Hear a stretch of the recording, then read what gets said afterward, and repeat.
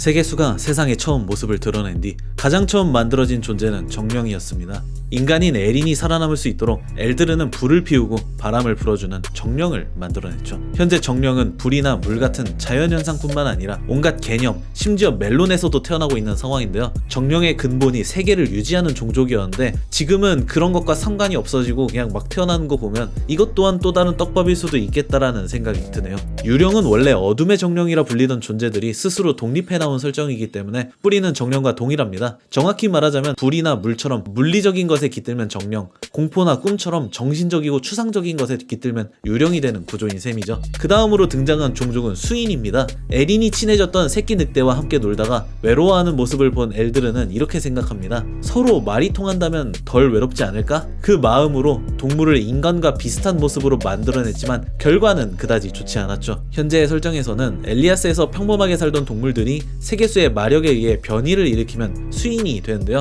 놀랍게도 일부 동물들은 의도적으로 수인이 되기 위해 세계수 근처에서 살아가기도 한다고 합니다. 그윈과 델리아의 모습을 보면 글레이시아라는 장소에 있는 또 다른 세계수, 영원한 얼음에서 태어난 존재로 보이는데요. 세계수의 마력에 침식되면 인간의 모습으로 변하는 이유가 자고 있는 세계수가 인간과의 추억을 그리워하는 마음이 퍼져서인데, 인간과 연관이 없어 보이는 영원한 얼음 근처에 있는 동물인 펭귄도 인간의 모습으로 변한 걸 보면 두 가지 해석이 가능할 것으로 보이네요. 첫 번째는 다른 세계수들도 엘드르가 에린을 만난 것처럼 각자 다른 인간들을 만나 추억을 쌓았다. 두 번째는 사실 세계수는 하나뿐이고 영원한 얼음은 그저 세계수의 뿌리 중 하나일 뿐이다 겠네요. 그렇게 된다면 세계수의 뿌리가 퍼진 곳이라면 어디든지 볼따구가 생겨난다는 말입니다. 북유럽 신화의 원전을 보면 세계수는 모든 차원의 뿌리를 하나씩 내리고 있다는 설정이니 원전을 따라간다면 두 번째 가설이 좀 더 신빙성이 있고, 그렇게 된다면 현재 다른 세계수의 힘을 빌리기 위해 노력하고 있는 교단은 헛수고를 하고 있는 상황일지도 모르겠네요. 수인을 만들어낸 이유, 외로움이라는 감정을 느낀 엘드르는 이번에는 서로 친하게 지낼 수 있는 정말 친구 같은 존재를 만들고 싶어 했고, 그렇게 탄생한 것이 바로 7명의 영원살이들입니다. 그들은 현재 각기 다른 종족의 모습으로 살아가고 있지만 최초의 모습을 보았을 때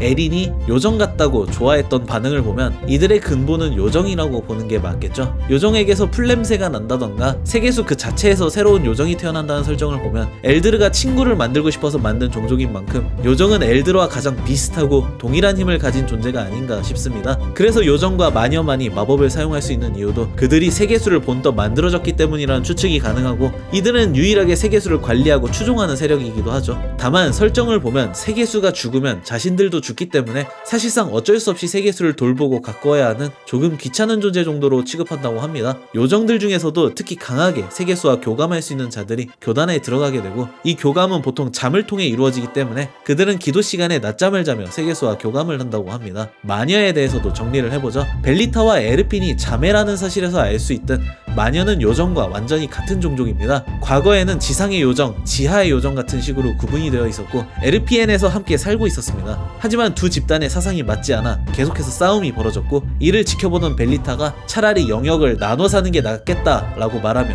그들을 이끌고 지하로 내려갑니다. 그렇게 벨리타는 스스로를 마녀라 부르며 지하에서 살아가게 된 것이죠. 용족은 조금 특이한 경우입니다. 일단 이들은 세계수가 직접 만든 종족이 아닙니다. 세계수가 가장 내면 깊숙이 숨기고 싶어 했던 욕심이라는 감정을 땅속 깊은 뿌리 끝에 봉인해 두었는데, 그 감정이 깊이 묻혀있던 광물과 결합하면서 탄생한 종족이 바로 용족이죠. 욕망 그 자체가 생명체가 된 만큼 각 개체마다 무언가를 갈구하며 1등이 되려고 하는데요. 제이드는 지식, 시스트는 돈, 하다못해 제일 멀쩡해 보이는 키디언조차도 스스로 빛을 내기 위해서라면 뭐든 하려는 욕심이 있죠. 그리고 엘프는 외래종으로 유일하게 엘리아스 바깥에서 왔으면서도 겉모습은 엘리아스 주민과 같은 존재 자체가 떡밥인 종족입니다. 엘리아스가 있는 행성에는 엘리아스 외에도 다른 지역들이 존재하고 다른 세계수의 뿌리들 또한 존재합니다. 그래서 엘프는 엘드르가 아닌 다른 세계수의 뿌리가 창조한 생물이 아닐까? 라고 추측해볼 수 있죠. 펭귄 트레일러에서 현대적인 백고동 소리가 들리자 빨리 피해야 한다 라고 말하는 장면을 보면 그들 외에도 최소 현대 이상의 문명을 가진 종족이 존재하는 것으로 보입니다. 아마 그 배에 타고 있던 종족이 엘프의 시초일 수도 있고, 아니면 완전히 반대로 드워프 같은 새로운 종족이어도 재밌겠네요. 거기에 더해 이번에는 또 다른 초월자가 창조한 미스틱이라는 새로운 종족까지 등장했으니 앞으로는 기존 엘리아스의 종족보다 훨씬 더 많은 종족들이 풀릴 것으로 예상됩니다. 뭐 어쨌든 저희 입장에선 귀엽기만 하면 됐죠 뭐. 그럼 지금까지 봐주셔서 감사하고요. 다음에 또 뵙겠습니다.